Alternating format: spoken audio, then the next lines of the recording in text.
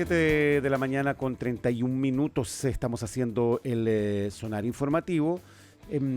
Ya hemos dado algunos antecedentes de, bueno, una temática que es relevante en estos días en la discusión presupuestaria y que tiene varias aristas, ¿no? Varios temas. Pero hay un tema que tiene que ver con algo en lo que han remarcado algunos observadores que son políticos derechamente desde la oposición, otros desde el mundo técnico, y que tiene que ver, y lo ha dicho también, lo ha planteado esta comisión asesora, ¿no?, para la reforma del gasto público, ¿no? Y que tiene que ver con el déficit estructural, ¿no? Y con el margen que hay para que esto siga creciendo o que se siga estresando. Bueno, se anticipaba un poco que la meta de balance estructural iba a estar lejos de ser el 1,6 o el menos 1,6% que el gobierno había proyectado, pero se había proyectado inicialmente eso, después 1,8. Ahora el número que la Dirección de Presupuestos, según se informa hoy, se va a entregar a los parlamentarios es de menos 2,2 del Producto Interno Bruto. Bueno, el gobierno ha mantenido una meta de que el próximo año se va a llegar al menos 1,1% del Producto Interno Bruto. Es parte de los anuncios, juntos con cuál es el porcentaje del aumento del presupuesto para el próximo año, para el de 2026, que es parte de lo que dijo el presidente Gabriel Boric en su mensaje. Pero como decíamos antes, ahora viene el detalle, ¿no? Y cómo se inicia esta discusión en cada una de esas partidas presupuestarias, por supuesto, y se anticipa, se ha puesto mucho énfasis en que puede ser una discusión muy, muy tensa, muy difícil. Bueno, ¿cómo se observa esto desde quien está encargado de llevar adelante esta discusión? El ministro de Hacienda, Nicolás Grau, se lo preguntamos, está en la línea telefónica. Ministro, ¿cómo está? Buenos días. Hola Pablo, muy bien. Muchas gracias por la posibilidad de conversar. Gracias por hacerlo, por dedicarnos este tiempo. La pregunta es, ¿cómo se expresa finalmente en el proyecto, digamos en la bajada del proyecto, esto que ha dicho el presidente Gabriel Boric de hacer compatibles la responsabilidad fiscal y la responsabilidad social? Bueno, él es la clave de este presupuesto. El presupuesto, Pablo, es la ley más importante de la nación porque es el momento en el que uno expresa cuáles son las principales prioridades de política pública al distribuir los recursos del Estado. Entonces, ¿cómo se expresa primero la responsabilidad social? Se expresa en que los ministerios, las temáticas sociales aumentan su presupuesto de manera muy considerable. Salud lo hace más de un 5%, vivienda lo hace en torno a un 8%. Cuando uno más de vivienda, este año es cierto, lo subimos un 8%, pero durante los 4 años, nuestros 4 presupuestos lo vamos a haber subido 37%. ¿Ya? Es decir, no solo estamos entregando, ya hemos entregado 215.000 casas y estamos construyendo 120.000 más, 127.000 más para ser preciso, sino que además esto está debidamente financiado. Se expresa en el aumento del presupuesto de cuidado, se expresa que el aumento de seguridad que crece este año, pero cuando uno lo ve, todo lo que ha crecido es más de 16%. Entonces, en el fondo este es un presupuesto que está pensado a partir de las urgencias sociales que tiene la población. La población quiere seguridad pública, seguridad económica y seguridad social, y eso está bien expresado en el presupuesto. Y la parte de responsabilidad fiscal se expresa en que este presupuesto está creciendo, pero crece menos que los presupuestos anteriores, y lo hacemos así porque tenemos una meta ambiciosa de un superávit de 1,1%. ¿Qué nos va a permitir esto? Nos va a permitir mantener lo que hemos hecho hasta ahora, esto es, ir haciendo que la deuda crezca cada vez menos, de manera tal de que esto se pueda estabilizar en un periodo breve de plazo. Ministro, lo que suele ocurrir con los presupuestos es que desde los distintos sectores se presiona para que haya aumento, ¿no? Parte de la discusión que hemos conocido históricamente. Y ahora se ha dado una discusión que tiene que ver con restricciones, recortes, en medio de la campaña presidencial. ¿Cómo se entiende esto? ¿Cómo? ¿A qué te refieres con recortes? ¿Recortes por el lado de quién? No, digo, hay una discusión política que tiene mucho que ver con cuánto se recorta, ¿no? De hecho, ha sido un tema, ¿no? En los últimos días, ¿no? Lo incluyó incluso el presidente en su mensaje. Habitualmente la discusión es cómo aumentamos las partidas, pero hoy día hay una discusión que tiene que ver políticamente, digo, con cuánto se va a recortar, ¿no? Porque tiene que ver con esto de la necesidad de hacer un ajuste, ¿no? De hecho, hubo una comisión que hizo una serie de recomendaciones sobre ajuste. Y eso es una discusión que uno dice no era exactamente igual antiguamente. Siempre estaba la idea de cómo se sube. ¿Ministro? ¿Aló? Sí. Sí, perdón, que justo se cortó un poco, perdón. Sí, lo escuchamos. A ver, yo diría dos cosas. Primero, el presupuesto que nosotros estamos planteando ahora es un presupuesto que es responsable y que es razonable, que nos va a permitir tener la deuda a un buen nivel. Es un presupuesto, además, y en general nuestra política fiscal, que ha sido reconocida por organismos internacionales y por clasificadoras de riesgo como algo que nos permite ser sostenible en términos fiscales. Esto es muy importante que lo entienda quienes nos están escuchando. Esto es relevante porque Chile tiene préstamos, tiene que seguir pidiendo préstamos y además muchas veces tiene que pagar préstamos que se vencen. Y por todas esas razones es importante la tasa de interés a la cual el mundo nos presta.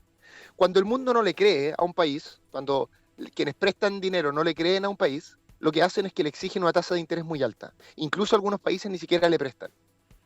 Entonces, uno de los planteamientos importantes que hice ayer en el Congreso es mostrar que la tasa de interés a la cual nos está prestando el mundo es una tasa de interés que, cuando se compara con el punto de referencia, es mejor que la que teníamos antes del estallido, antes de la pandemia. Es decir, todo este debate en Chile de que las finanzas públicas son poco creíbles, que no lo estamos haciendo bien en materia de deuda, quienes realmente nos evalúan respecto a esto, que son quienes prestan, evalúan que Chile es confiable, que nuestra política fiscal está bien encaminada. Por eso, del punto de vista fiscal, del punto de vista de la sostenibilidad fiscal de Chile, no hay nadie en el mundo que no esté pidiendo grandes recortes.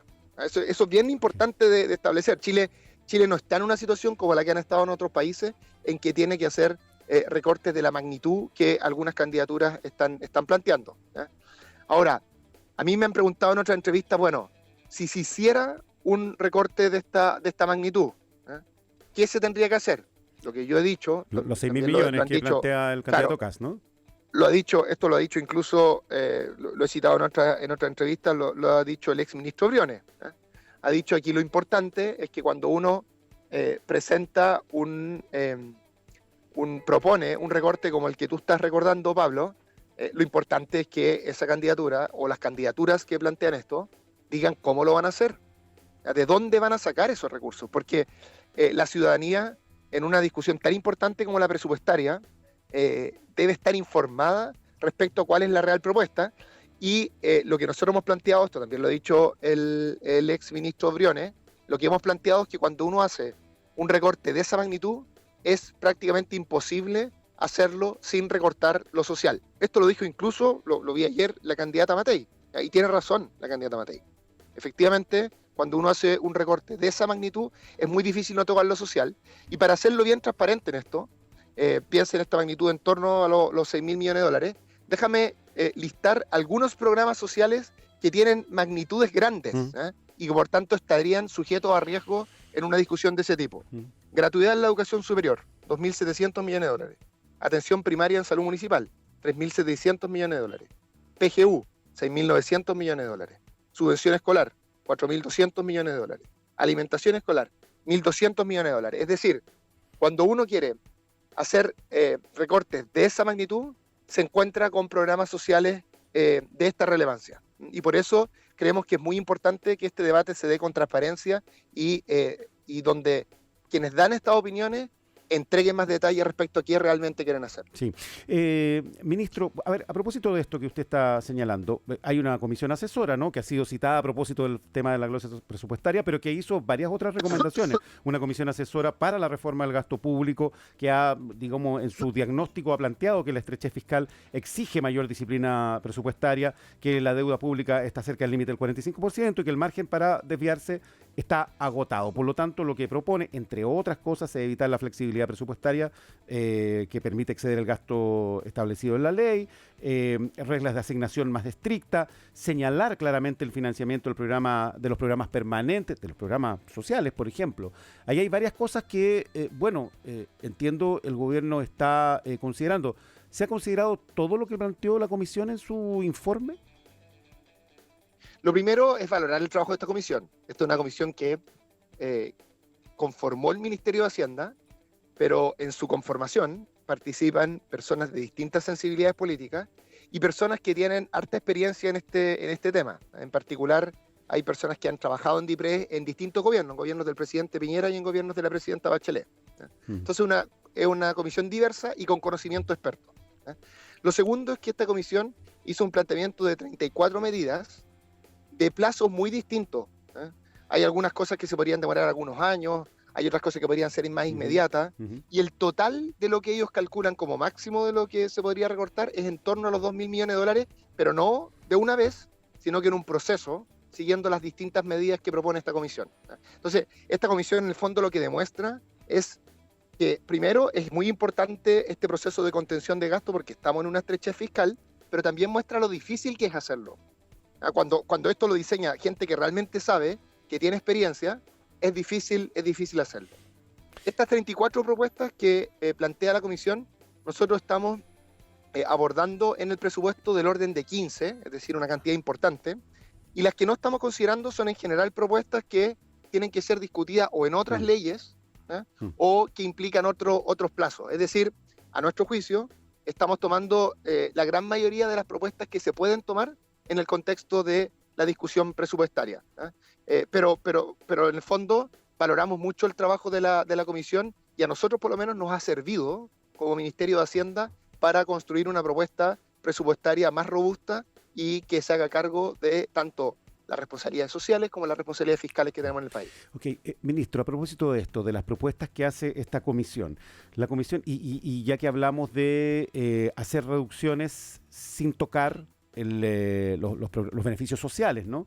La comisión habla sobre la evaluación y el monitoreo de los programas públicos, ¿no? Y dice que no puede ser un ejercicio formal, que debe haber consecuencias. Y ahí apunta a programas, ¿no? Y habla de programas sociales y no sociales. E identifica 124 programas que están por debajo del desempeño. ¿Podría existir aquí un recorte efectivamente en un programa social? A propósito de lo que propone esta misma comisión. A ver, yo diría dos cosas que son importantes distinguir, Pablo. La primera es que todo el presupuesto social sube, no es que se mantiene, sino que sube considerablemente. Sube mucho el presupuesto de salud, el presupuesto de salud sube en torno a los 800 millones de dólares, sube el presupuesto de vivienda, sube el presupuesto de educación, sube el presupuesto de cuidados, sube el presupuesto de pensiones, por ley. Llegamos a un muy buen acuerdo entre el gobierno, Chile Vamos, demócratas, la democracia cristiana, un acuerdo transversal del que solo se restó la extrema derecha, pero el resto participó en ese acuerdo.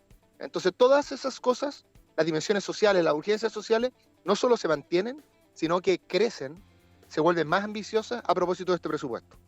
Pero también es cierto que a veces hay programas bien pequeños, de diversa índole, que no tienen tal vez un efecto tan grande en presupuesto, pero sí tienen malas evaluaciones y uno tiene que ver qué hace con esos programas. Bueno, ayer la directora de presupuesto, cuando presentó el informe de finanzas públicas, presentó un dato bien importante. Allí mostró que el presupuesto de los programas que están bien evaluados, en general sube, y el presupuesto de los programas que están mal evaluados, baja. Esa baja en los presupuestos de los programas mal evaluados es una combinación de reducciones en algunos programas, y sobre todo en el caso de programas chiquititos que a veces se fusionan con otros, en fin, hay programas que pasan a no tener presupuesto por lo menos por este año. Entonces, la preocupación que tiene mucha gente, y que es una preocupación legítima, de que el Estado a veces tiene gastos que no son los más eficientes, es algo de lo cual nosotros nos hacemos cargo. Pero nos hacemos cargo de esto, insisto nuevamente, Pablo, no bajando el presupuesto social, sino que todo lo contrario, aumentándolo, porque aquí hay que explicar una cosa que es bien importante y que lo dice el informe de la comisión. A veces Hay programas que pueden estar mal evaluados, pero que responden a una necesidad urgente de la sociedad.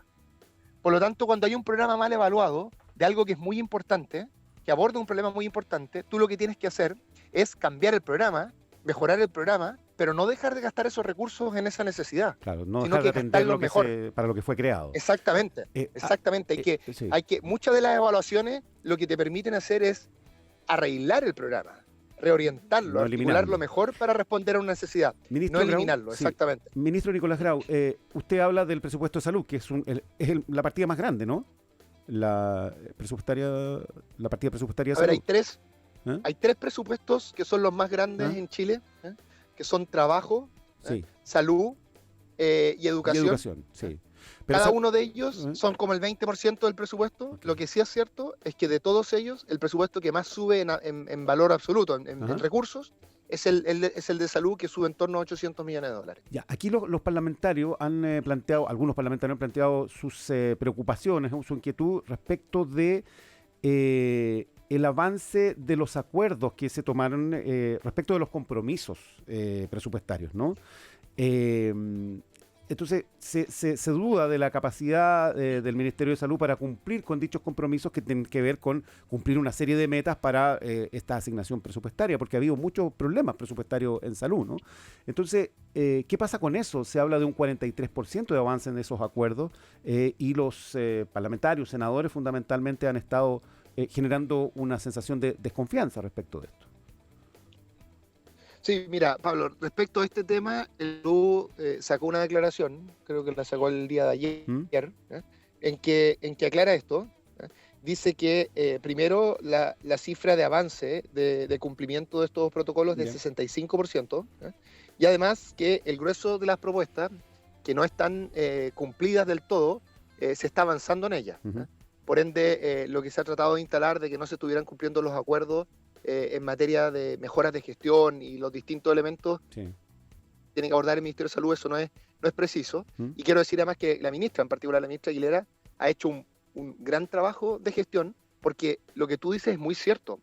La gestión del Ministerio de Salud, por todos estos servicios que tiene y porque entregan un servicio a la población que es muy importante y que es cada vez más complejo de entregar, la gestión de eso se han junto con ir aumentando los recursos en salud, se ha ido preocupando de que estos se gasten cada vez mejor, y además algo que ha sido especialmente enfatizado por la ministra es que muchos de estos recursos también se gasten en prevención. Nosotros hemos resaltado que llevamos 2 años en que por primera vez no muere ningún niño, ninguna niña en invierno por virus sincicial. Esto es porque el Ministerio de Salud trabajó la incorporación de una nueva vacuna que estaba, digamos, en la frontera del conocimiento, y esto ha permitido que no solo esta noticia positiva que comentaba antes, que no fallezca ningún niño o niña en invierno por virus sincicial, sino que además han disminuido mucho las hospitalizaciones a propósito de eso. Y eso ha permitido, entonces, centrar la labor de los hospitales en otras tareas que también son muy relevantes. Entonces, no solo, insisto, se ha ido cumpliendo este protocolo, no solo hemos gastado mucho más en salud, vamos a ver, durante todo nuestro periodo se va a ver aumentado el presupuesto de salud como en un punto del PIB, en torno a $3.000 millones, sino que además se ha hecho un esfuerzo muy importante porque el gasto de salud también se exprese con fuerza en la prevención, porque esa, en última instancia, es la forma más eficiente de proteger a la población. Ministro Grau, hay otro tema que se ha planteado muchísimo digamos, en la campaña, ¿no? Candidaturas que hablan de eliminar empleo público, puestos de trabajo en el sector público, ¿no? Y la comisión, precisamente, a la que hemos aludido, ¿no? De la revisión para la reforma presupuestaria, habla del empleo público y propone un empleo público que esté basado en el mérito para el ingreso, en la progresión por desempeño, la movilidad interna, que existan mecanismos de término transparentes, efectivos. Usted en una entrevista anunció un proyecto de reforma del empleo público. ¿Tiene que ver con estos puntos? ¿Tiene que ver con las recomendaciones que hizo la comisión? A ver, la necesidad de mejorar el diseño del empleo público es algo que es bastante transversal, que es consensuado de forma transversal. Y en particular, yo me junté, por ejemplo, con la directiva de la ANEF hace algunos días, y la ANEF me planteó allí que ellos ven con mucho interés avanzar en esta dirección. Ok. En particular, aquí hay que pensar que los funcionarios públicos, es decir, los funcionarios públicos de carrera en particular, que hacen una gran labor, hay que muchas veces son muy criticados, pero sin conocimiento de la labor que hacen. A mí me ha tocado verla digamos, como autoridad política, me ha tocado trabajar con funcionarios de carrera que llevan mucho tiempo y que hacen una gran labor en el sector público. Y lo que nos ha planteado su organización es que justamente les interesa entrar en esta conversación, que nos permita una modernización del trabajo en el sector público, haciendo una buena distinción también es quiénes son funcionarios de carrera, quiénes son nombrados políticamente, que también es relevante, pero es un grupo menor, que está por un tiempo acotado. Entonces, es importante mejorar el diseño y nuestro compromiso es presentar ese proyecto y hacerlo en conversación, en articulación con las organizaciones de los funcionarios públicos, donde estamos seguros vamos a poder hacer una propuesta que implique una modernización y un mejor, que digamos, genere buenas condiciones de trabajo en el sector público, al mismo tiempo que permita un buen funcionamiento. O sea, el contenido de ese proyecto está directamente relacionado con estas conversaciones, ¿no? Con lo que surja de las conversaciones con de las organizaciones de los trabajadores públicos. Sí, okay. Así es, y también es en línea con lo que tú comentabas al principio, Pablo. O sea, los temas que tú planteaste en la pregunta son justamente los temas que se tienen que conversar. Ok. Ministro Grau, ¿se ha exagerado o le ha llamado la atención la discusión sobre la glosa republicana? A ver, lo primero que yo diría que tal vez debería haber partido por eso en esta conversación es que ayer partimos la discusión presupuestaria. Me tocó presentar, claro, en el Congreso, al ¿no? ministro de Hacienda, sí. Al ministro de Hacienda le toca presentar la situación macroeconómica y a la directora de presupuesto le toca presentar la situación fiscal y en particular el presupuesto que se está proponiendo. Y lo primero que yo diría es que la conversación y el tono de la conversación con los parlamentarios de la comisión mixta, que son parlamentarios de la Cámara de Diputados y del Senado, fue muy buena. Esta fue una comisión que la dirige la senadora Rincón, a quien le agradezco digamos, la forma en que se dirigió el proceso. Hubo bastante debate, pero también transmitirle un poco de tranquilidad a quienes nos están escuchando, porque a veces uno ve la discusión en los medios y pareciera que no nos vamos a poner de acuerdo en nada, que algunos condicionarían su participación. Y lo que yo vi el día de ayer es que hay debates, por ejemplo, asociados a nuestra propuesta del tema de glosa republicana, pero un debate que se da en muy buenos términos, todos entendiendo que tenemos que trabajar en conjunto para sacar este presupuesto adelante, y todos entendiendo, por de pronto nosotros, que los presupuestos nunca salen del Congreso de la misma manera que ingresan. Es una ley que tiene que ser cambiada y que los parlamentarios hacen un aporte muy sustantivo en su discusión. Ahora, respecto específicamente a este tema de la glosa presupuestaria, lo que yo diría es lo siguiente. Aquí lo que se busca, para explicarle a quienes nos están escuchando, es que cuando hay un cambio de gobierno, sea cual sea la visión política, ya sea una persona más, digamos, una candidatura más cercana a nuestra visión o una candidatura distinta a nuestra visión, en cualquier caso es normal que esa nueva presidencia tenga prioridades distintas, ¿no es cierto? Sin embargo, esa presidencia tiene que trabajar todo su primer año con el presupuesto definido por la administración anterior en conjunto con el Congreso. Entonces es normal que uno trate de darle a esa administración una mayor libertad para poder reasignar ciertas partidas, reasignar ciertos gastos, de forma tal de que pueda expresar bien las prioridades que fueron votadas por la población. Por lo tanto, en eso estamos todos de acuerdo. Todos estamos de acuerdo en que hay que darle a la siguiente administración más margen de acción, ¿no es cierto?, para que pueda redefinir ciertas prioridades. La diferencia que existe es cómo dar esa mayor libertad. Y aquí hay dos caminos. Un camino es decir, mire, te voy a dar mayor libertad tomando una cantidad de recursos que la voy a sacar de todas estas propuestas de gasto y la voy a dejar de libre disposición. Esa es una opción. Y la segunda opción es decir, vamos a asignar todo el gasto, pero le vamos a permitir a la siguiente administración que pueda hacer reasignaciones con mucha mayor libertad de lo que se hace tradicionalmente. En particular, lo que no se permite en general es que uno pueda pasar durante el año de una partida a otra, es decir, de un ministerio a otro. Y aquí lo que estaríamos diciendo es que 700 millones de dólares, en torno a ese monto, van a poder ser reasignados incluso entre ministerios sin mayores problemas. Entonces, ¿cuál es la diferencia entre estos dos caminos? La diferencia no es darle más libertad a la administración que sigue.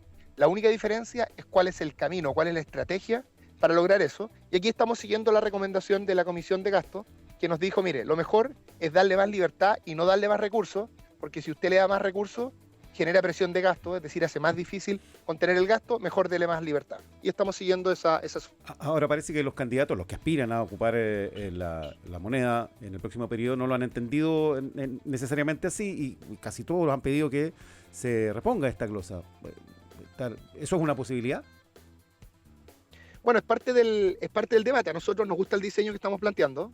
Pero mire, si uno en cada cosa que plantea dijera yo no me voy a mover de esto, es muy difícil la conversación. Claro. Entonces lo que nosotros hemos dicho de forma bien simple es, a nosotros nos gusta este diseño, creemos que es lo mejor para la situación fiscal que tenemos en el país. En ese sentido creemos que la propuesta que hace la comisión, que aquí hubo una carta el otro día de dos exdirectores de presupuesto, Acevedo y Granado, uno de Bachelet, uno de Piñera, sí. ¿no? Y los dos defendían esta propuesta. Sí, entonces a nosotros... La mencionamos, de hecho, la leímos aquí. A nosotros nos hace sentido esa propuesta. Pero bueno, tenemos que discutirlo como muchas otras cosas del presupuesto. Y lo importante es que si vamos a entrar a esta discusión, todos estemos comprometidos en no salirnos del marco de gasto. Sí. Es decir, todos estemos comprometidos que el total del gasto del presupuesto no sea mayor a la propuesta que estamos planteando como Ejecutivo. Ministro Grau, usted dijo que en la sesión de ayer hubo un buen clima, a usted le pareció adecuado, correcto, pero se ha insistido mucho en que esta va a ser una discusión tensa, difícil, compleja, porque está el tema electoral. Y efectivamente, como usted dice, hay declaraciones que no corresponden a las sesiones de trabajo de la discusión presupuestaria que suenan bastante altisonantes en este sentido. ¿Usted prevé que la discusión va a estar en qué, digamos, en qué tono? ¿En el de la declaración pública o en lo que usted vivió ayer en la sesión de la comisión mixta? Mire, Pablo, a mí me ha pasado que yo ya llevo más de 3 años y medio en el gobierno y me ha tocado trabajar mucho con el Parlamento. Y mi experiencia ha sido muy buena. Nosotros hemos sacado proyectos de ley complejos como la ley de permisos. Me tocó participar en las tramitaciones de salario mínimo, en particular con el subsidio a las empresas de menor tamaño. Me ha tocado en la ley de pesca, para qué decir lo difícil que fue esa discusión. Y siempre lo que yo he visto es un muy buen trabajo en las comisiones, en la sala, con los equipos técnicos de los parlamentarios. Entonces, cierto, hay diferencias políticas. Hartos logros en materia legislativa, reforma de pensiones, 40 horas, salario mínimo, la deuda histórica de los profesores, por nombrar cosas que todos pensaban que eran imposibles de sacar del Parlamento, se han logrado. Y nos quedan otras más, bien importantes, como el terminar con el CAE, como la Agencia de Financiamiento e Inversión para el Desarrollo. Y nosotros hemos sido durante toda esta administración un gobierno de minoría en el Parlamento. Entonces siempre hemos tenido que ir a buscar los acuerdos y en general, sobre todo por el lado de demócratas, Chile Vamos y para qué decir la democracia cristiana, es decir, estoy nombrando partidos que no son parte de la coalición de gobierno, siempre hemos encontrado la posibilidad de llegar a sus acuerdos. Y también lo hemos hecho así en las 3 discusiones presupuestarias anteriores y por lo tanto a mi juicio no hay ninguna razón para que eso no siga siendo en este caso. Y siempre el punto de partida de la conversación tiene que ver con los disensos que existen, porque nosotros hacemos un planteamiento cuando ingresamos un proyecto de ley, que es la visión que tenemos como gobierno, y de vuelta es razonable que los distintos parlamentarios y las distintas visiones políticas expresen su disenso al respecto. Pero lo que yo les querría transmitir a quienes nos están escuchando es confianza en la capacidad de llegar a acuerdos entre el Parlamento y el Ejecutivo para abordar esta ley que es, insisto, la más importante del país, y es una ley donde también puedo transmitir la confianza de que del lado del Ejecutivo lo que ustedes van a tener es un gobierno que siempre defiende las necesidades, el abordar las necesidades y las urgencias sociales. Aquí hay seguridades públicas, seguridad social y seguridad económica, temas que en última instancia buscan darle certeza a las personas, buscan que las personas puedan vivir tranquilas. Y ese va a ser siempre nuestro foco, y cuando busquemos llegar a acuerdos con los distintos partidos en el Congreso, lo que nosotros vamos a defender y a relevar en esa conversación son las urgencias sociales del país. Ministro Nicolás Grau, gracias por conversar con nosotros esta mañana. Muchas gracias, Pablo, y un abrazo a todos los que nos escuchan. Muchísimas gracias a usted, el ministro de Hacienda, Nicolás Grau. Son las 8 en punto.